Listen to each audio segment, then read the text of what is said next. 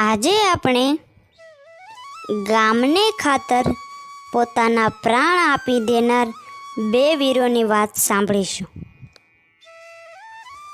સૌરાષ્ટ્રની ધરતી સંતો અને સમર્પણ માટે સુખ્યાત છે. એમ વટ વચન અને ટેક અર્થે ખેલાયેલા બહારવટા માટે પણ જાણીતી છે.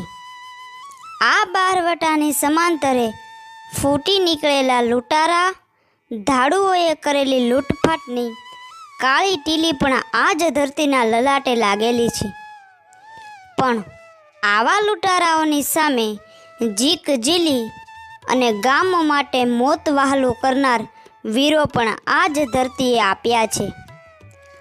ગામની આબરૂ ઇજ્જત એ પણ લોક સંસ્કૃતિ સાથે અવિના ભાવે જોડાયેલું અને તેથી લોક અહીં વસેલું પ્રસ્થાપિત મૂલ્ય છે. એના જતન માટે પ્રાણની આહુતિ આપતા જવા મર્દોની પણ આ ધરતી પર ખોટ નથી વર્તાઈ. ગામની આબરૂ અને ઇજ્જતની રખેવાળી કરતા ખુવાર થઈ વીરગતિને વરેલા વીર પુરુષોની બલિદાન કથાઓ ઘણા સાંભળવા મળે છે. આવી જ એક કથા ગામને ખાતર શહાદત વહોરના બે બાંધવોની યાદ અપાવે છે.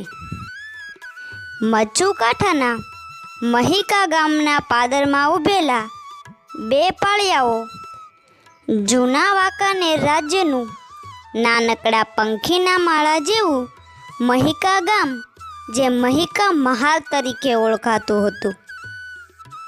મચ્છુ નદીના કાંઠે વસેલા આ ગામમાં મોટા ભાગની વસ્તી મુસલમાનની હતી.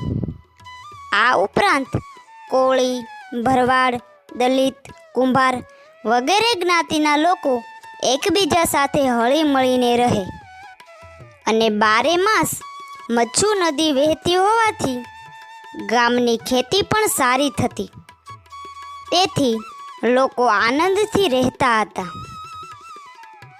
150 વર્ષ પહેલાંની એક ઢળતી સાંજે ગામની સમૃદ્ધિથી આકર્ષાઈને માળિયાના મિયાણાનું એક ધાડું ગામ ભાંગવા આવી પહોંચ્યું. પાળના મોવડીએ ગામના ચોકમાં આવી અને બંદૂકનો ધડાકો કર્યો.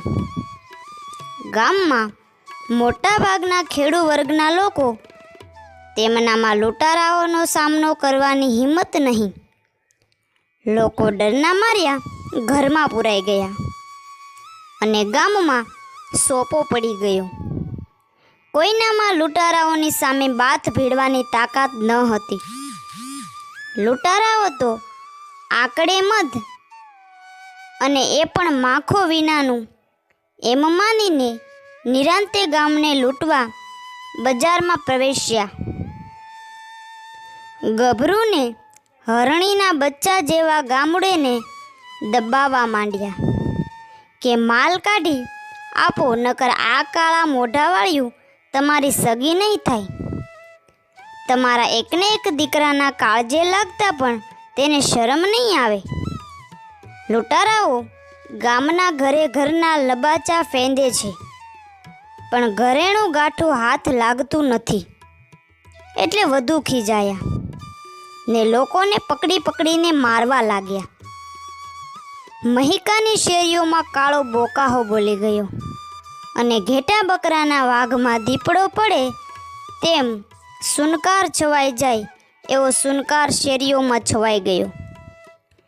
લોકો હાથ જોડીને કરગવા લાગ્યા, પણ લૂંટારાઓના દિલમાં દયાનો છાંટોય જોવા ન મળ્યો.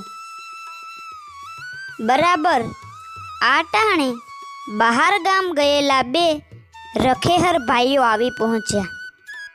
પોતાના ગામને લૂંટાતું જોઈ એમનું લોહી ઉકળી ઉઠ્યું. હમણાં ગામ રંગદોળાશે એ વિચારે બંને યુવાનોના પંડમાં ધ્રુજારી વછૂટવા લાગી અને એકબીજા સામે જોયું અને આંખોથી જ વાતો કરી લીધી. આડું અવળું જોયા વિના આ જીવતરને જીવી જાણ્યું કરવા હવે ગામ માટે ખપી જવું એ જ એક ઉપાય દેખાય છે.